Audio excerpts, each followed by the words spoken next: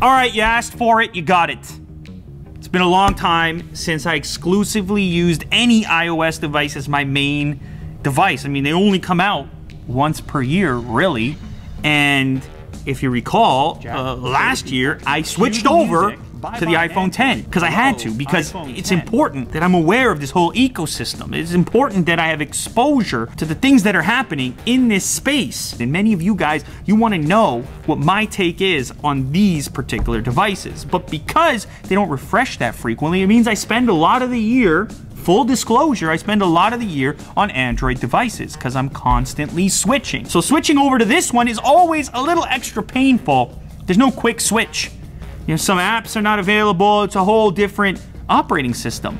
Unlike switching from Android to another Android, where I put a launcher on and then it just feels like the last one with some small discrepancies, of course, in the hardware. Not the case here. This is more ambitious. This is more nerve-wracking for me personally, because I gotta go back to the old ecosystem and see what's going on. See what's going on with the new software, and of course, just adjusting myself back to iOS. Important to note, this whole thing for me started on iOS in regards to smartphones. I mean, as a technology fan, you have to appreciate the significance of those early Apple devices, and that's how this thing started for me. It took a while for Android to catch up, in my opinion. Nonetheless, you guys need to know the truth, and I intend to bring it to you. So as you see on the table here right now, I've got my SIM card lined up, shivering, shaking, scared. And I have the iPhone XS Max because I feel like I might as well use the device that's all new. For me, it's like, if you're gonna get one of these iPhones, this is probably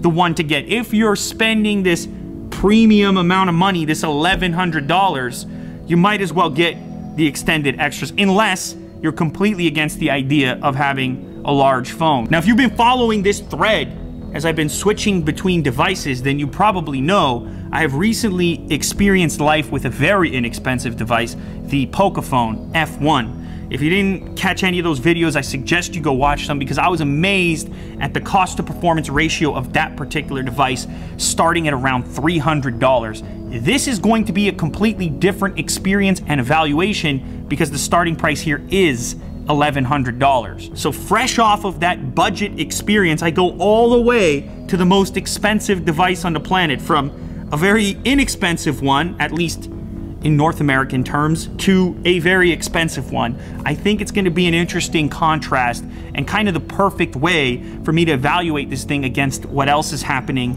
in the marketplace. Okay, let's go ahead, pop out the SIM card tray here. So this is Apple's first potentially dual SIM device. They'll be doing a combination of a hardware SIM, an actual physical SIM, and an eSIM in certain markets. But anyway, there you can see my old-fashioned non-eSIM, and it's going into this iPhone. Holy smokes, this is gonna be a whole process. App Store, voicemail immediately. Oh my goodness, guys, I don't know, I might even have to put on an Apple Watch. Who knows? But as I told you in the past, I do this for you. That's the idea. You nominated me. You put me in this position. You want to know the truth. And so do I. I'm going to try. I'm really going to try. There's some things that are promising about this phone already. In the unboxing video, I was impressed with the sound. The display looks good. How's the battery life going to be? What am I going to miss on the Android side? And most importantly, should anyone be spending $1,100 on a smartphone in 2018? That's what I intend to find out. And then I'm gonna bring it to you. I'm gonna tell you, so stay tuned for that. Subscribe. I'm on the iPhone XS Max right now. It feels weird, Jack, but I'm doing it.